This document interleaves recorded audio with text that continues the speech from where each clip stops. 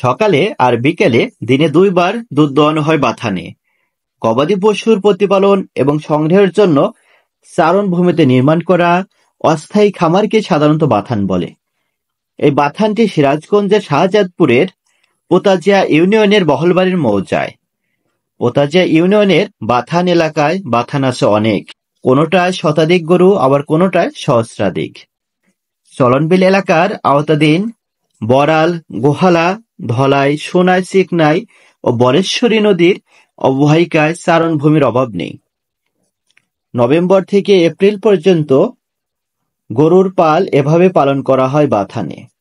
বর্ষার পলিজমা এসব জমি প্রাকৃতিক দুর্বাঘাস, নিপিয়ার, খেসার এবং মাসকালাই এসব নিয়ে চারণভূমি।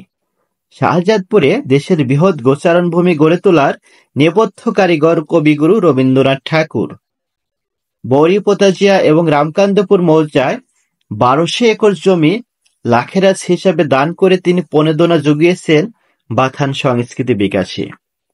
গবাদি পশুর কাছে চারণভূমির মূল আকর্ষণ হল সবুজ দুর্বাঘাস।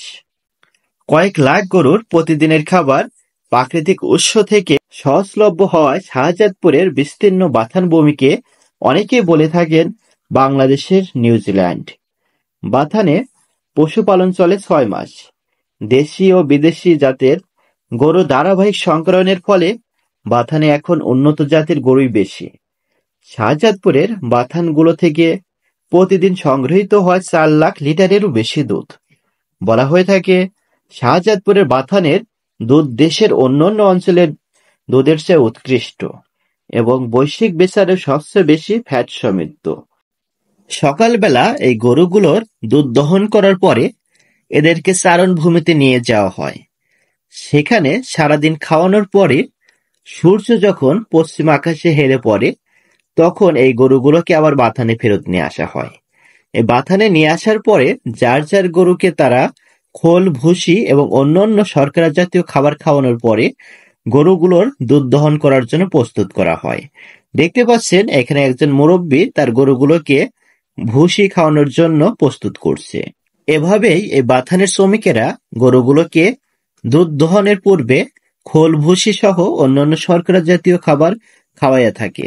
বাথানে নিয়োজিত শ্রমিকেরা দিনের অধিকাংশ সময় এসব গরু বাছুরের পিছনে ব্যয় করে থাকে এবং বিকেল বেলা তারা এই গরুগুলোর দুধ দহন করে থাকে এবং নদীর ঘাটে নিয়ে আসে।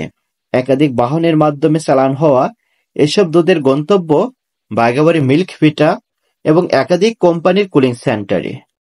সো ভিউয়ার্স, আজকের এই প্রতিবেদনটা আপনাদের কাছে কেমন লেগেছে সবাই কমেন্ট করে জানাবেন এবং যদি প্রতিবেদনটা ভালো লাগে অবশ্যই সবাই শেয়ার করে দিবেন।